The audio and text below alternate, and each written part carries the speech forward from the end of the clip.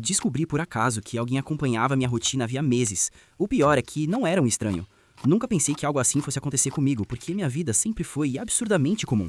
Acordar cedo, escola, ônibus lotado, voltar pra casa, mexer no celular até dormir. Nada fora do padrão.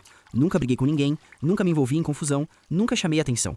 Por isso, quando tudo começou, minha primeira reação foi negar, literalmente fingir que não estava acontecendo.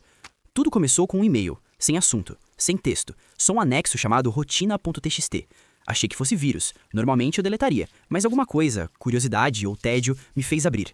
O arquivo tinha só 3 linhas. Segunda a sexta, sai de casa às 6h58, volta às 12h40, fecha a porta do quarto, mas não tranca. Eu li aquilo umas 3 vezes. Era correto, exatamente correto. Mas ainda assim, nada ali era impossível de adivinhar. Horários de escola, rotina comum. Ignorei e segui o dia. No dia seguinte, outro e-mail. Mesmo remetente, mesmo formato, outro arquivo. Terça-feira, você esqueceu o caderno de matemática. Voltou para buscar às 7h06. Ficou irritado, mas não comentou com ninguém. Aí meu estômago gelou. Eu tinha esquecido o caderno. Eu tinha voltado. E eu realmente não tinha falado com ninguém sobre isso. Comecei a pensar em 2 opções. Ou alguém estava me zoando de forma muito específica, ou alguém estava prestando atenção demais. Respondi o e-mail pela primeira vez. Quem é você? Nenhuma resposta. Os e-mails continuaram chegando. Não todo dia. Isso foi o mais estranho. Era como se a pessoa escolhesse momentos específicos.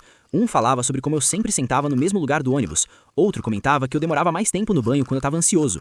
Outro dizia que eu sempre conferia a fechadura 2 vezes antes de dormir, coisa que eu nem tinha percebido que fazia. Não havia ameaças, não havia pedidos, só observações. Isso era pior. Comecei a desconfiar de todo mundo. Amigos, vizinhos, colegas. Revirei minhas redes sociais procurando alguma coisa que eu tivesse exposto demais. Nada. Até que um dia, recebi um e-mail diferente. Sem anexo, só uma frase no corpo do texto. Você confia demais em quem mora perto. Naquela noite, não dormi. Passei a reparar em coisas pequenas. A porta da área de serviço às vezes destrancada. O portão que parecia já ter sido aberto. Barulhos que eu sempre atribuía à casa velha. Contei para meus pais. Eles acharam que era paranoia. Provavelmente alguém da escola, disseram. Eu quase acreditei. Quase. Até o dia em que encontrei algo estranho no histórico do roteador. Tinha um dispositivo conectado que eu não reconhecia. Nome genérico, nada chamativo. Quando questionei meus pais, eles disseram que não era deles. Troquei a senha do Wi-Fi naquela mesma noite. Por uma semana, silêncio total. Nenhum e-mail, nenhuma mensagem. Comecei a achar que tinha acabado, que whoever fosse, tinha desistido. Então chegou o último e-mail. Assunto. Boa tentativa. O anexo dizia: o Wi-Fi não importa, eu nunca precisei dele. Você só percebeu tarde demais.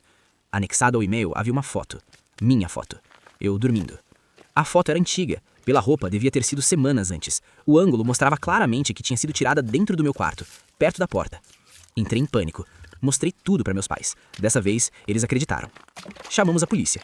Depois de algumas visitas e perguntas, descobriram algo que fez tudo se encaixar de forma perturbadora.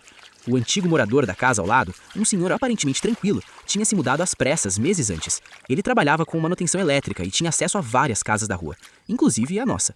Durante uma reforma antiga, ele teve acesso às plantas da casa, sabia exatamente onde ficavam os quartos, entradas e pontos cegos. Nunca provaram nada oficialmente, sem flagrante, sem evidência direta.